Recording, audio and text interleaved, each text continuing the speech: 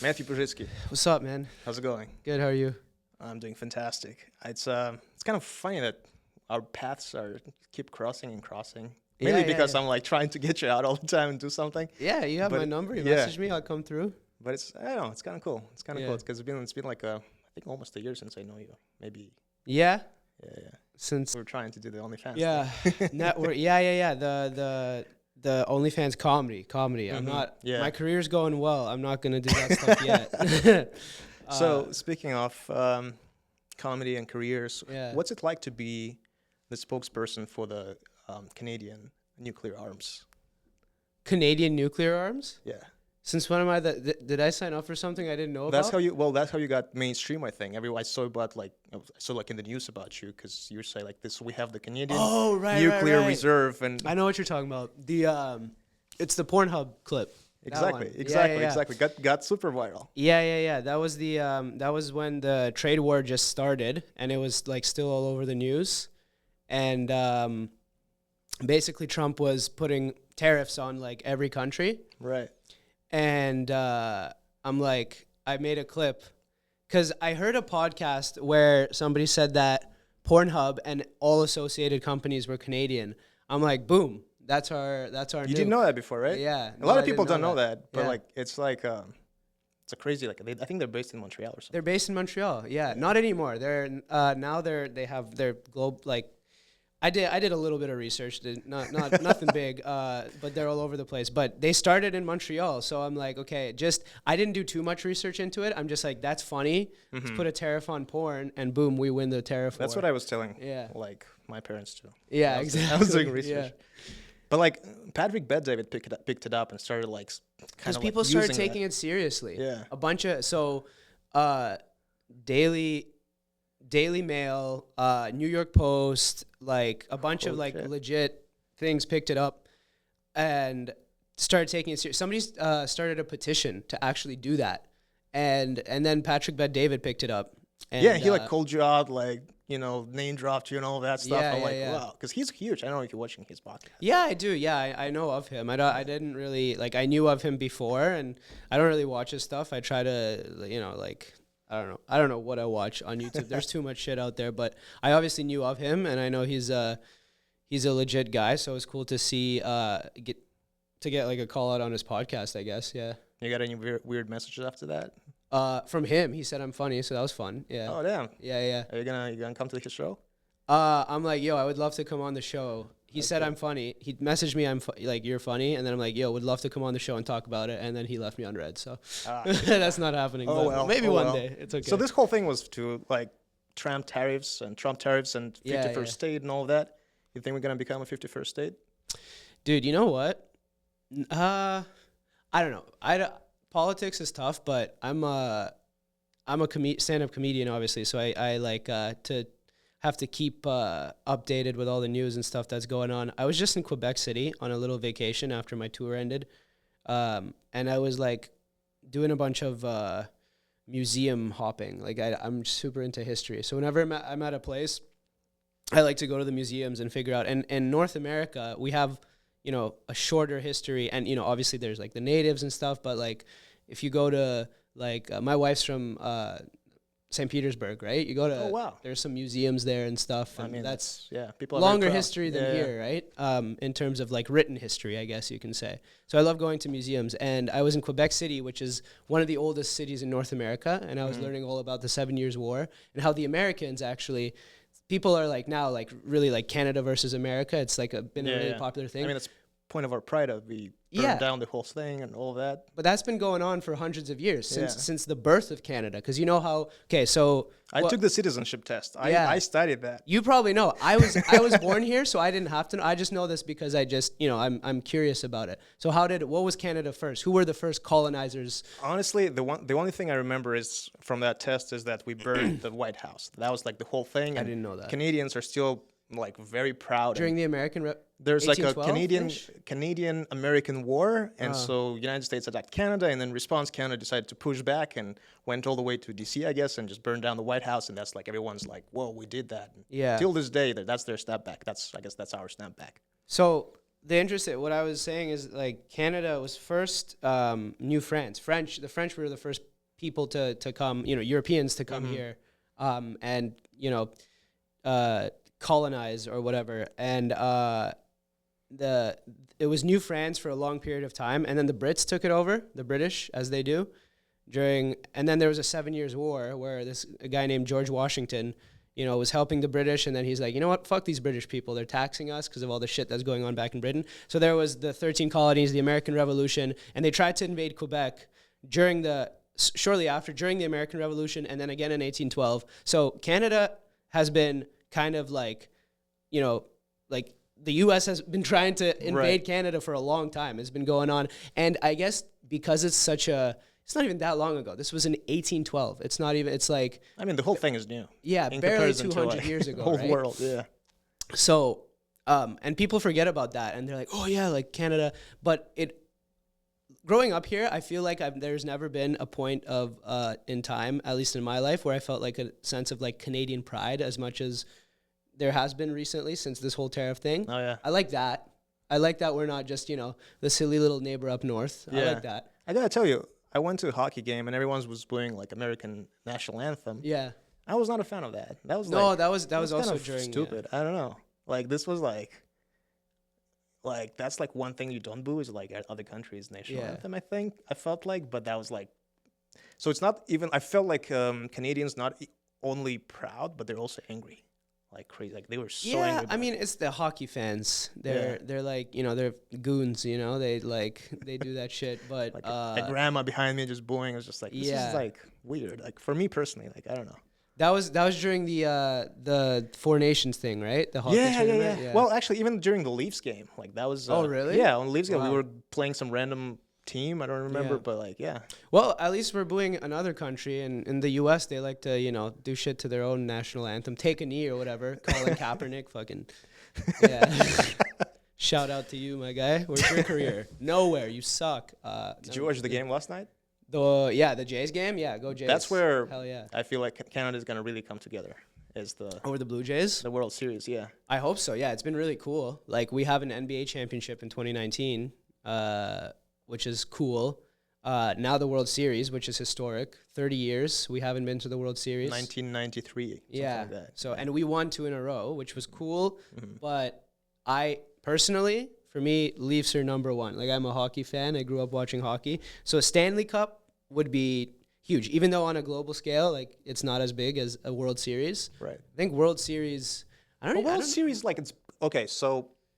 What's your stance on baseball? Because I feel like the entire world, besides like a couple of other countries, so Canada, United States, Japan, who else is playing baseball? Because like not many people. Yeah. It's hard to, and I totally get it. Because I have a old Russian grandpa, right? And he loves sports and he loves watching.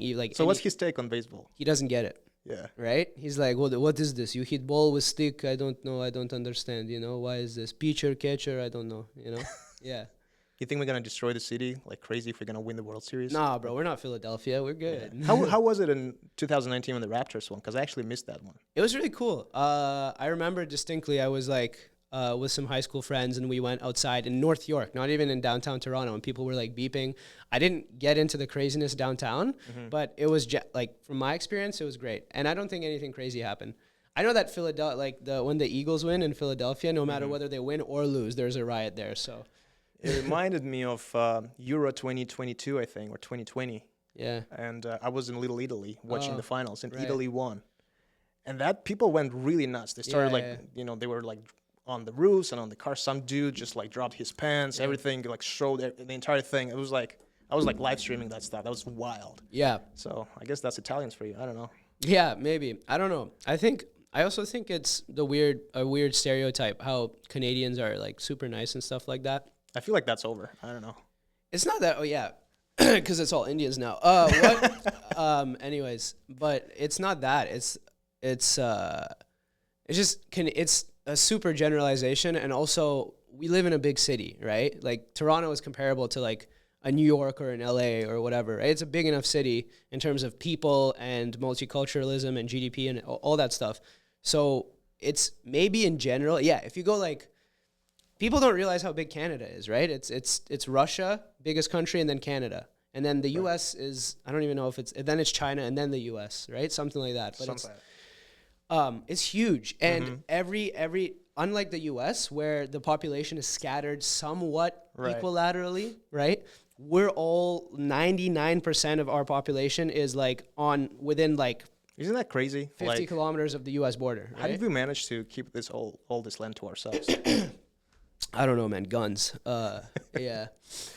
But so what I'm saying is that Canadians being nice, if you go to a big city, it's like any other big city. It's like, New York, like, hey, I'm walking here, like, get out of my way, whatever. Same shit. But you did that elevator skit where American and Canadian at the elevator, and Canadian Canadian is just quiet and doesn't talk to the guy, but the American tries to start a conversation, and that was like, I think it's the opposite. Yeah. So American tries to talk to the Canadian. Canadians are usually quiet in the elevator. No, Canadian tries to talk to the guy. Oh, because in my elevator we don't talk at all. Yeah. Well, that was the whole first thing about Canada. I was like, no one speaks to me in the elevator. Yeah. No one smiles at me. When I do stuff like that, I play on the stereotype. So I'm like, what's the stereotype? And I make jokes about it. And whether it's like, accurate or not, I just make a joke about it. So are you like the most famous Russian creator / comedian on like social media right now? No, I don't think so. Oh yeah, there's other people? I feel like you have that market cornered. I know there's this Russian chick I met. She is a Instagram kind of like skit person. Yeah. Pretty funny too, but but you're like more of like a stand-up guy who does like. Yeah. That was the whole thing with everything. The reason I started doing skits is to like help my stand-up. And I feel like I was making videos longer than I've been doing stand-up comedy for sure. But it's because the reason I started making videos is because I wanted to do stand-up comedy, and there was COVID, and I was like, okay, like I'm writing all this stuff. So I put, instead of using the premise on stage, I used the premise as a skit, and I put it out on TikTok or whatever. So I had a head start. When I started stand-up comedy, I already was working on my like online stuff. Right? Do you feel like every comedian should do that? Because some actors, for example, or comedians, they don't have any online presence. It's necessary. Yeah. Right? So, okay, I got into acting because of stand-up. It's like a natural transition. I have an agent in Canada now for about a year, and that's great. But I was like sitting in my bed and thinking like, fuck, like stand-up's going great. Videos are doing well. I'm selling tickets. I just finished my first tour. I have a manager now. I'm working on my visa. I'm going to tour US, Europe, Australia next year. It's amazing. This is like 2 years ago. You told me this when I graduated with my master's and decided to go full into comedy. You told me this 2 years ago. I wouldn't have believed you, because it's impossible. In the old days, you have to grind to get to the level. Well, I have a little bit of what do they call it? What's that word? Imposter syndrome? Yeah. Imposter syndrome. Yeah, exactly. Yeah, sorry. It's common. What I mean? When you get to success so quickly, sometimes you have that. Yeah. I'm like, it's crazy. Like all these like stupid jokes, and I get all of this. But I realized that this wasn't possible before, because you'd have to like grind for decades in clubs and get your big break. Some big manager at some studio sees you and thinks you're okay, and you'd have to, which is its own system, and there's positives to that because. But you didn't have to kiss anyone's ass. You just kind of like. Back then, that was the whole name of the game. Yeah. Now I feel like I don't have to kiss anyone's ass. Exactly, that's what I'm asking right now. That's the beauty of it, because I keep doing what I do. Right, I put out funny stuff. The only person I care about, the only people I care about, is the people that watch my videos and buy my tickets. That's literally the only opinions I care about. Comics talk shit. It's any business, any friend group, whatever. It's human nature. People will talk shit like this guy does it. Yeah, you got a lot of hate from other comics? Yeah, I mean, all comics get hate from other. Comics are generally retarded and mentally Are they jealous ill. people usually? Oh, yeah, absolutely. Damn. Yeah. Like our job is to like go on stage and be we get like, positive affirmation from the crowd. We have to be likable. Yeah. So usually people get into that. Look, I don't know. We're getting into therapy here, but it's okay. Yeah, I grew up like Slavic, strict. We had a box of napkins, but we already used it before. So. Yeah, but no, there's definitely something in the corner of my head. Like, why do I like stand up so much? I was thinking. I mean, it's awesome. It's awesome. Yeah, it's actually fun. My sister. She's a stand-up beginner stand-up comedian in Berlin right now. So she awesome. loves it. She loves it. Yeah. There's a big market in Europe too, right? There's like North America. They have like tours and stuff. Like it's really vibrant there. And English-speaking market too. Like of the places that I do my stand-up in English. So you said Russian. I feel like I speak Russian, obviously. Right. But actually, was not sure. Because sometimes people, when you do the whole bit, like. but I don't think I'd be able to do stand up in Russian. My level is. That was actually, I was wondering if I should ask you that. Yeah. It's a specific humor. However, it's because, so I was born, like, to get all questions out of the way, I was born here in Toronto. My parents. I was trying to ask as little questions about Russia as possible. Yeah, because, like, everyone already probably aware of that. But please go ahead. No, I don't think a lot of people are aware. A lot of people DM me, like, where are you from? Okay. I was born here in Toronto. Yeah. My parents were Russian. My last name is Puzhitsky, which is Polish. Mm-hmm. We speak Russian. I was raised by my grandma, who's great-grandma, who's Ukrainian, and only spoke Russian. So Russian was my first language. Pretty much story for every, like, a Russian. First gen. Like, I'm half Russian, but to be honest with you, I'm 25% Ukrainian. Yeah. So it's like, but I always said half Russian, but now that we have all political stuff in this world, like, I have to maybe specify, maybe not, like, depend on the crowd, you know? I honestly, it's all, I hate all of the stuff that's going on. Like, I have some skits about it and jokes about it, but, like, yeah, man, we're all, like, Slavic brothers and sisters, you know? We love to eat borscht, drink vodka, and be kind of mean to gay people together, you know? So it's all good. Do you ever get, like, weird messages because of your content that is Russia-related or Russian-related? I get too many messages. You know, a little, I would say, like, not weird in sort of, like, but, like, to the point where it's, like, offended, like, they're, like, offended or talking shit to you or trying to be intimidating to you because, you know, for whatever reason? I would say the overwhelming amount of the feedback I get, like in messages or comments, is positive, but you get both sides. You get people, it's weird on social media because it's like just the sheer amount of people. Just imagine like the Canada, the tariff video with Pornhub in Canada, USA. Like, it got like 15 million views on Instagram and TikTok. You probably educated a lot of people about what kind of businesses were run here. But the sheer numbers, like the amount of comments and DMs you get, like every day I get people messaging me saying they love me and telling me to jump off a bridge. Like, so you can't go in either direction. You can't go into the positive because that'll make you crazy. You can't go into the negative because that'll also make you crazy. You just got to keep doing your thing. Do people steal your content ideas? Yeah, all the time. Yeah. Is that the same as stealing your stand-up jokes, or is it less like offensive? No, I don't think. I think in stand-up it's because at a certain because it's taboo, level, basically, right? Yeah, stand-up. For sure. At a certain level, like people in stand-up and like the people that, because sometimes you'll have parallel thinking, and say somebody posts a joke on Instagram that I don't know and I've never seen. Right. I'm like, shit, I was doing that joke. Obviously, they didn't steal the joke. It's just the idea wasn't original enough. Yeah. But on Instagram and on social media, because it's out there, people take your shit all the time, and it's just part of it. So if you're first, and if you keep kind of, like, I never even think about that, because I feel like all the stuff, see, that's the beauty of, I feel like I'm so glad I found my niche and, like, you know, the Slavs, because this is truly, like, my life. I grew up like that, you know. Doesn't bother you? What? That it's just, like, kind of focusing just on that? I love it. I'm relating to it. But, like, you're now like the Slav guy, the whole thing. Yeah. You're the Slav. You kind of cornered yourself into that, like.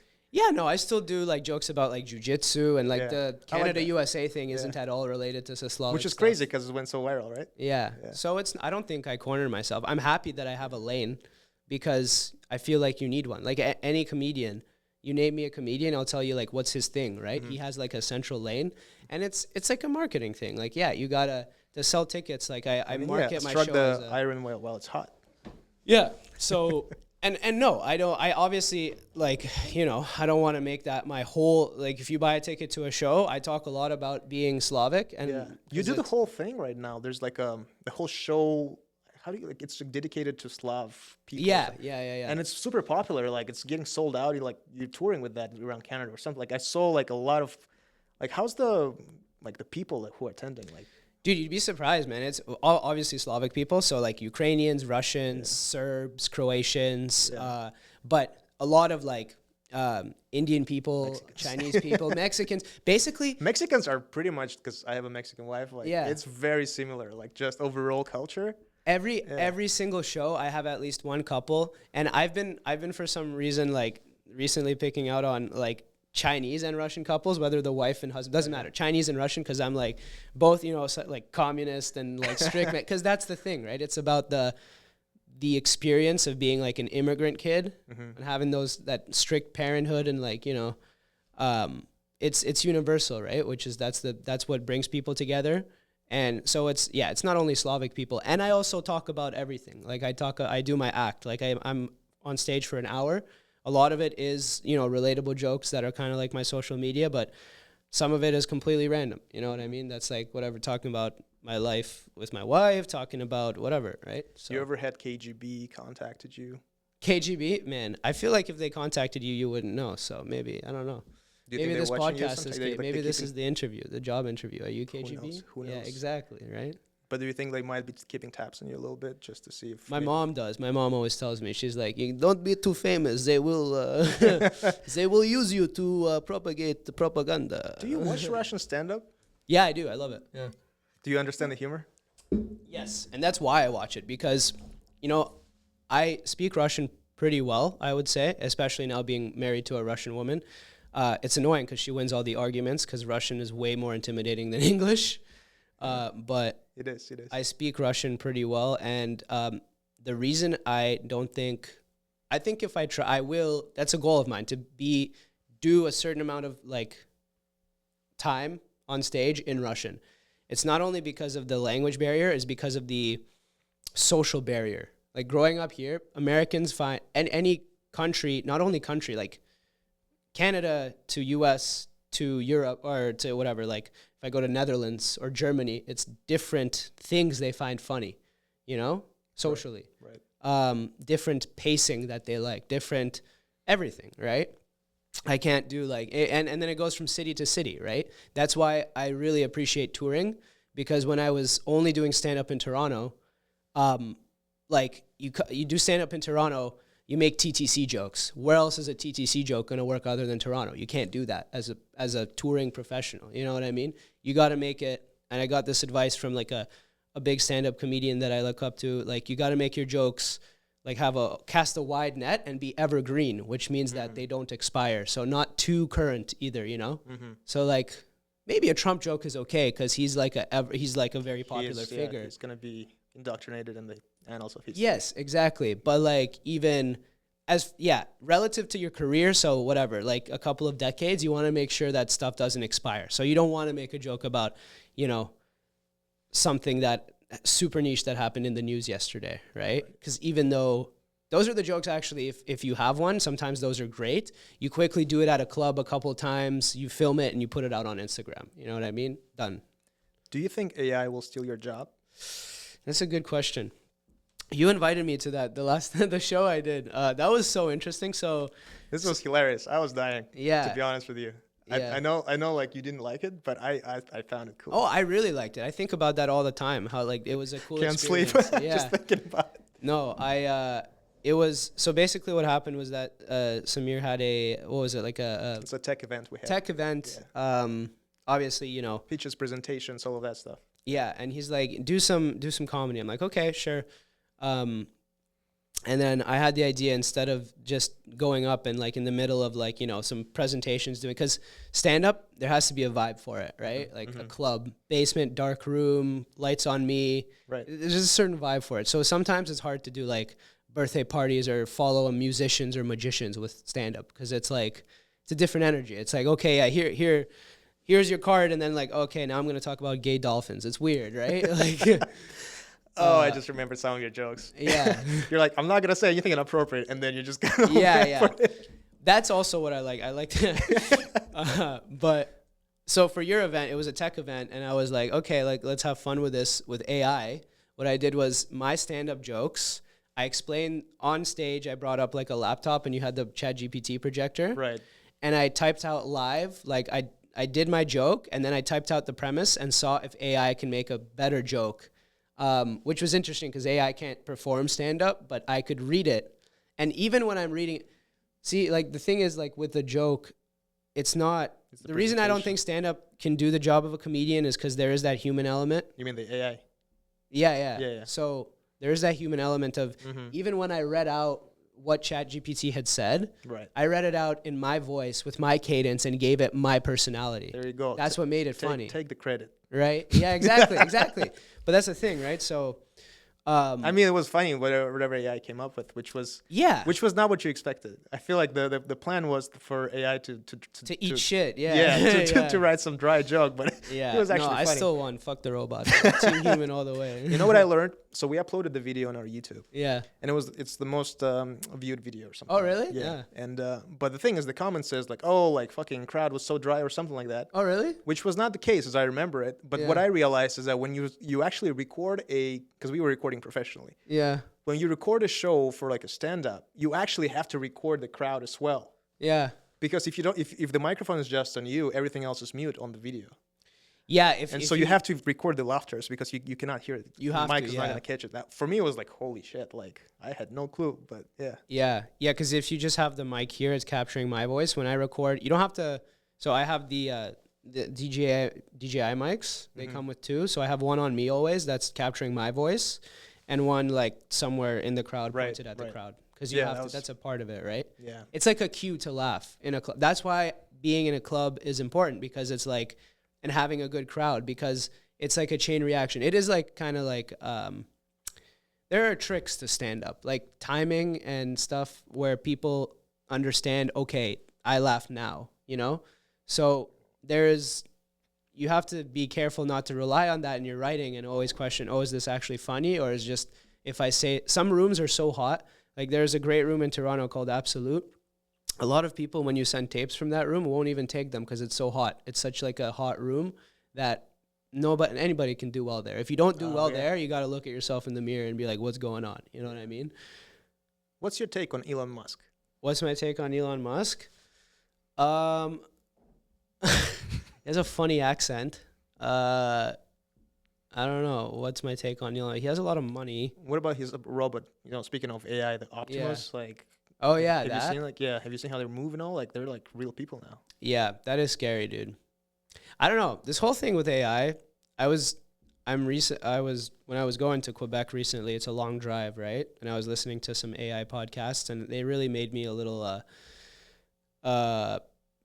nihilistic about AI. I'm like, well, it's over. Enjoy it while it's last. Cause like it is. I feel like that too. Yeah. Like we have like maybe 5 years left until everything just gonna change, or we're just gonna be like feeding them. Yeah, right. Because I don't know if you've seen. So there's a research study that's been done, and this is where I put my scientist hat on because I heard it in the podcast. And go ahead. Yeah. And I took a quick look at the paper, like the abstract, and what the results were. So basically, I can't remember if it was OpenAI.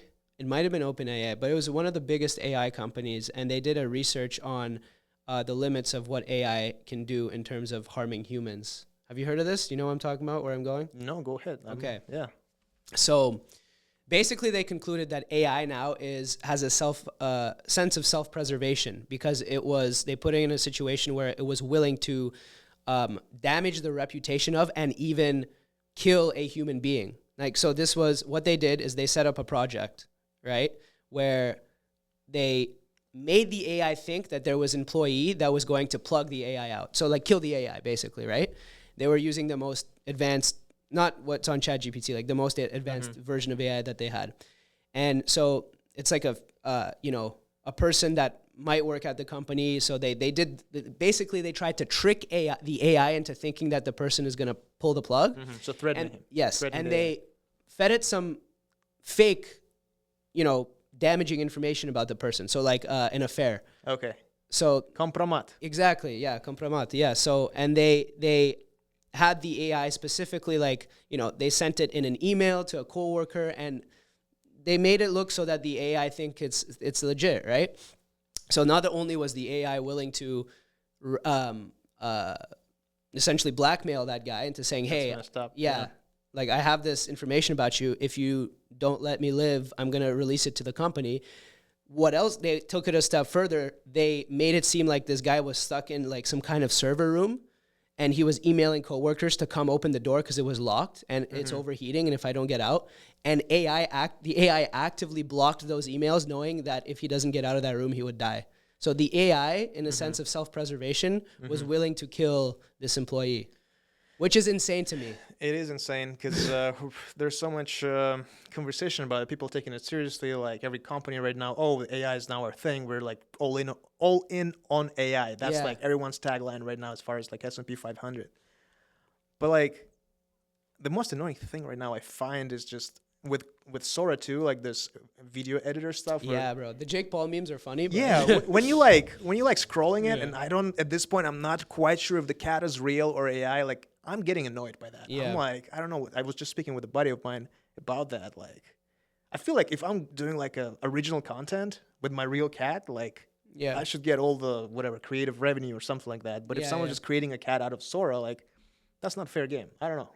No, absolutely. And then we're looking at it just from a like creator's perspective. And honestly, for that kind of stuff, like fair, like that's what we do. You know, that's kind of like, especially me. Yeah, like if creatively, if AI takes over and nobody needs stand-ups anymore, well, I'm fucked. But I'm even like bigger picture. I'm like, okay, well, we have like the whole thing is race to like super intelligence, right? Like technically, like we have what is consciousness to you, right? I think self-preservation is a key.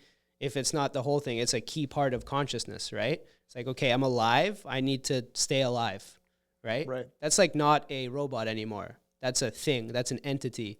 Mm-hmm. Whether it's conscious or not, we have super intelligence essentially.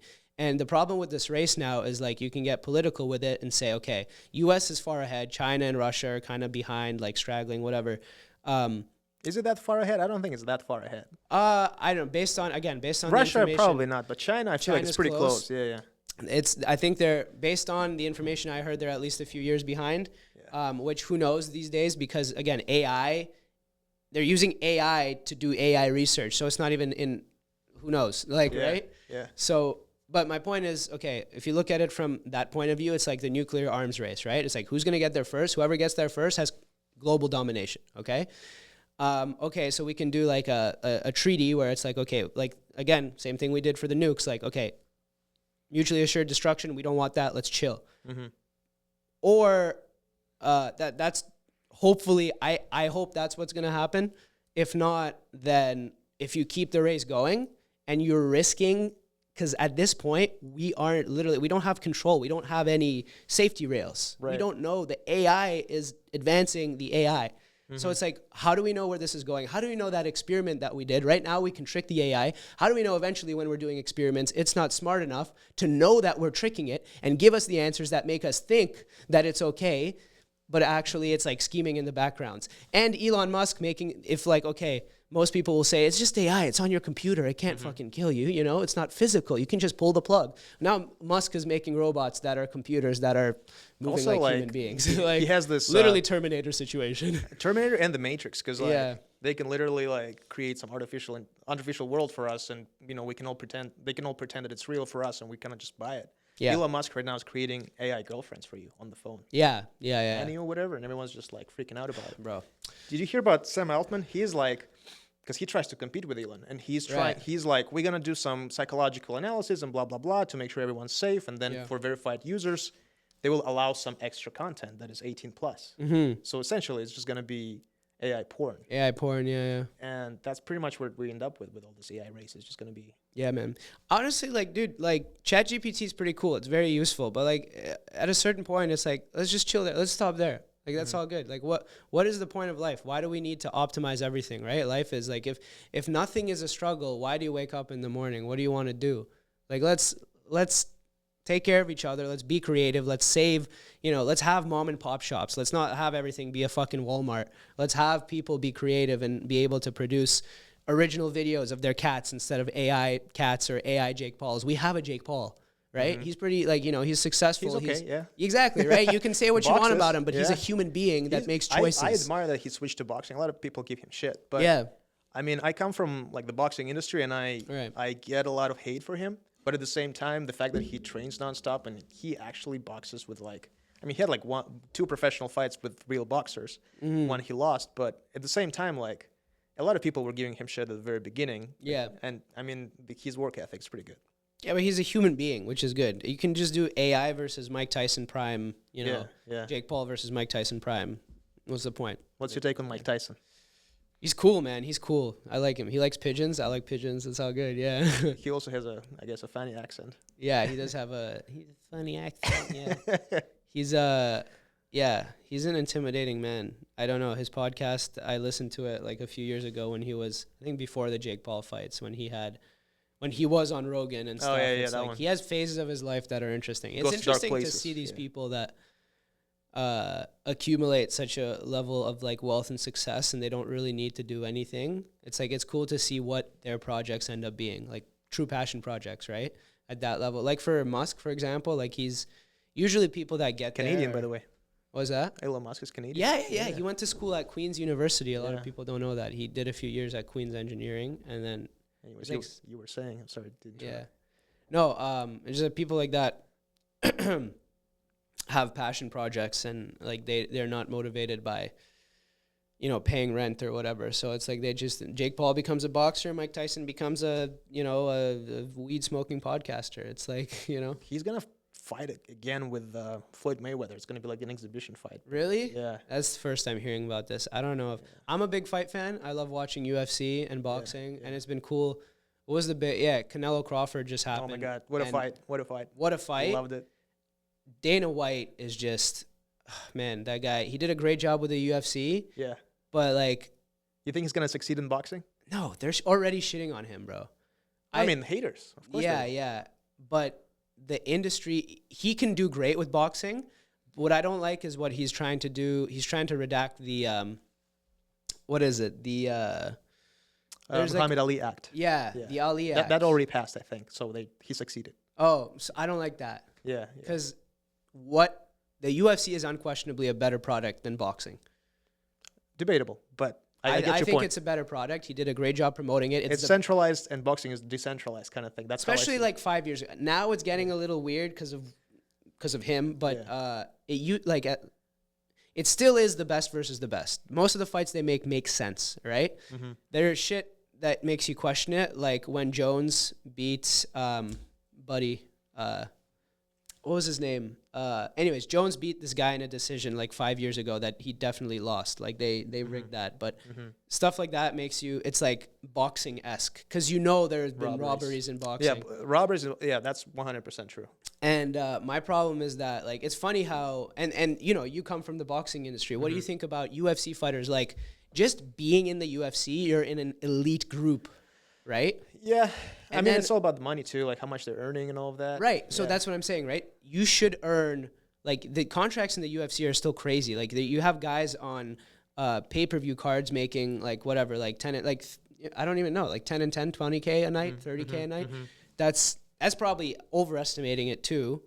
But then boxers, if you're any good, as an amateur, you sign your first contract, you're on the super undercard of a big fight, you're making millions. Well, hold on. Boxers? You sign a contract, your first fight, or do you mean like? Well, you sign a contract for however many fights for however. I guess when you sign a contract with like a real promoter and all that, you don't see elite boxers driving Uber. That's true. You see elite UFC fighters having side gigs, which is fucked up. That's what's gonna happen because of the Ali Act going away, I think. Elite boxers, they're getting paid way higher than elite UFC fighters. Right. But mid-boxers, like mid-ranked boxers, I feel like they're getting paid way less than mid-ranked UFC fighters or MMA fighters, just in general in the industry. Right. Just because that's how boxing works, how it's swayed kind of like. Right. So I think like the UFC model gives the fighters, if you're in the UFC, if you have at least you have some sort of a security. Yeah. Like, you're going to make like, I don't know, like $10,000 or something. Yeah, 10 like, and 10, show and win. You train and all of that, and you're supported by because I mean, I'm following UFC channels, and I work with a boxer who's being highly promoted by UFC channels, and I can see the numbers that he's getting from all the social media, and it's just like you're getting crazy free exposure, and you must leverage that and into some other partnership deals, right? So that's on the boxer's managers actually, so not on the boxer, but still, like, the team should be good around you. So it goes both ways. Yeah, and that's what the UFC is really good at. That's where I have no doubt what Dana will do well in boxing is he's a great promoter. And that's what he is. Yeah. He's a promoter, right? I got to tell you, I've been to a UFC fight, like the real one with the number and shit, like on Madison Square Garden, and it's just electric. The whole crowd is electric. Trump came in, everyone lost their mind. I was like, holy shit. But what UFC is different from boxing is like in the elite boxing, like the main event thing, like every punch is heard around the stadium. It's just like super like spot on. It's just like, but in the UFC, it's really quiet. It's really quiet what's happening in the octagon. Oh, like until it's not, but like overall, like it's just like here and there, a little tackle here, and maybe like a punch goes like. But in boxing, like it's just like it's weirdly primal. Yeah, boxing. Yeah. Yeah, boxing is interesting, and there are situations in MMA which, MMA fans like to complain. The stand and bang, right? They don't like to see these like twist his dick. Yeah, bro. All the Russian Muslims, man, just fucking raping these guys and winning, literally, which is cool. I love a lot of them. And I've been doing MMA. Who's your favorite top 3? Who's my favorite Russian Muslim, bro? I got a lot. There's a comedian that has a really funny joke about like how the Islams and the Khabibs are doing really well. He's like, that's a scary combination. That's like Russian and Muslim. And he compares it to like a French Protestant. He's like, that shit's like, Russian Muslim is scary. I have no idea about French Protestants. Yeah, exactly. It's just a scary combination. It's about the discipline, I think, because again, I was surprised how many fighters are actually drinking. Who is my favorite fighter? I don't know. It's a good question. I never really thought of. I really like, I like Merab. I think he's funny. I love the memes. That's the guy who's, he's from Georgia. Georgia, Spain, something like that. He has like dual citizenship. Tapuria? Ilya Tapuria? Oh, maybe no. That's the other guy. I'm not a UFC guy like you are. I kind of know like on the surfaces. But there's a guy recently. He's frick. I'm so bad with names right now. Yeah. No, not Islam. The guy that just fought Dricus. Oh man, I don't know. Do you know his name? The guy who just fought Dricus.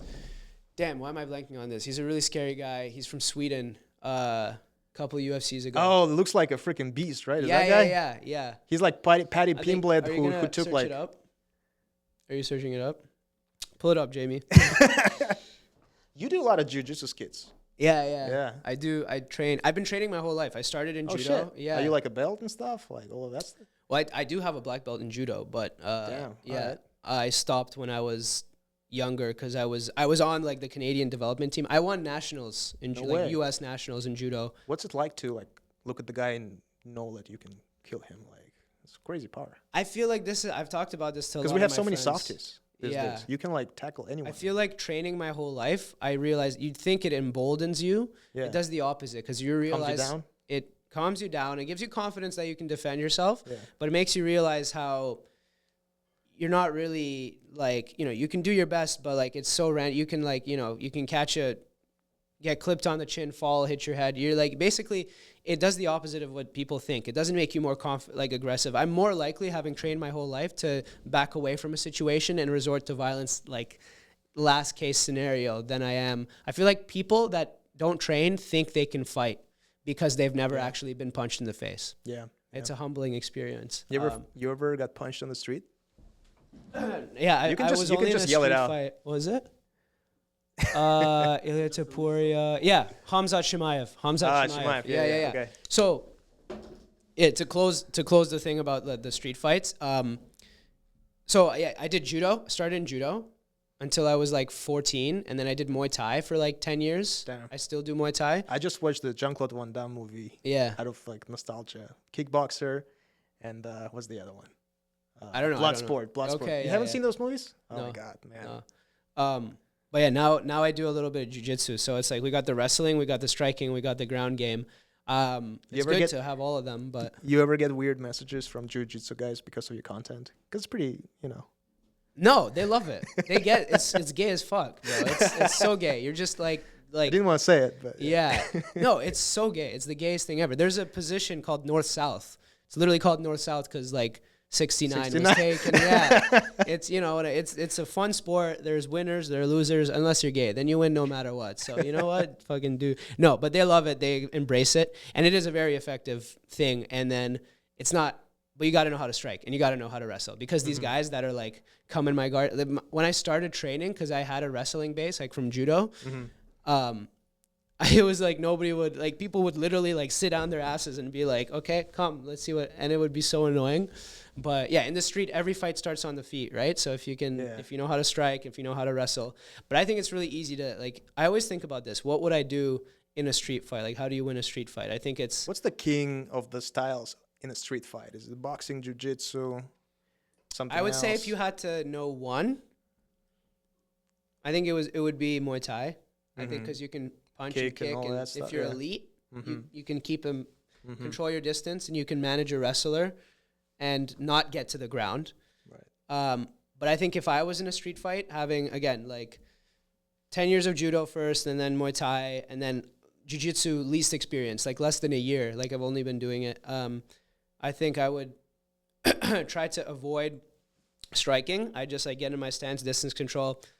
I do double leg, single leg, and then just get him into like top control, something like just mount, you know? I feel like on the street... I don't think it would be, I think on an untrained person, you touch them, they go down. You know what I mean? Yeah, yeah. I think in a street fight, if you don't have like somewhat of a normal or faster reaction, you can get screwed by jiu-jitsu. That's my key, I think, in a street fight is it's a sucker punch. You got to be first. You got to be like, if you, again, try to avoid the situation, but if a guy's...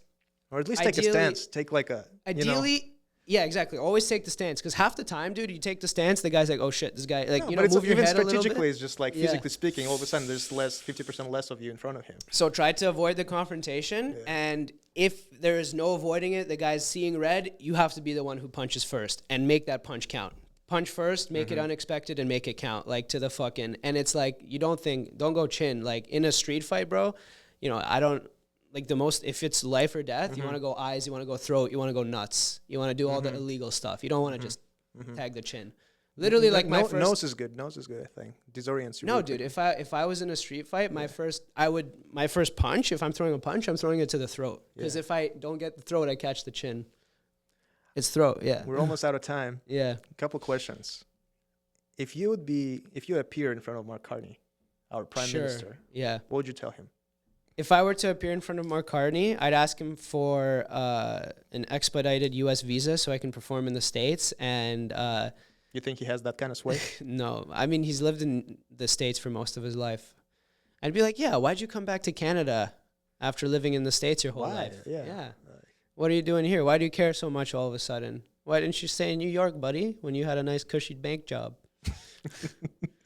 My last question is kind of similar. If you would appear in front of Justin Trudeau and Katy Perry together, and you just kind of like right in front of them, I'd be like, you guys are both fucking annoying. Katy Perry has some bangers with Snoop Dogg. You saw those pictures on the yacht? They're together? Yeah, I did see that. I don't know. I told Justin Trudeau, dude, his son is a rapper. Oh, yeah? Yeah. Is he good? So this is his name is Xavier or something. And I think it's hard. Yeah, his name is Xavier, and my greatest... Goes by professor? As many of the... I've had a lot of viral videos and like a lot of cool stuff happen to me online, but one of my most proud moments is this is towards the end of Justin Trudeau's prime ministership or whatever. His son released a music video, and obviously it was getting a lot of hate because, like Trudeau got a lot of hate towards the end. Right. And people were commenting, and I feel bad for the kid because it's like... Yeah, it's not his fault. It's not his fault, right? He's just trying to pursue his dream. But I did have like a really good joke come up, and I commented it, and I ratioed him. You know what ratioing means? Yeah, the comment got like more likes in the video. Yeah. I commented like his potential rapper name. I made it XXX Inflacion, and people loved that shit. Oh, man. Yeah. You ruined his career. I felt bad because people were like... I feel like that... I don't even know like how many... Like that comment got like... You will definitely get contacted by the KGB in a good way now. Yeah.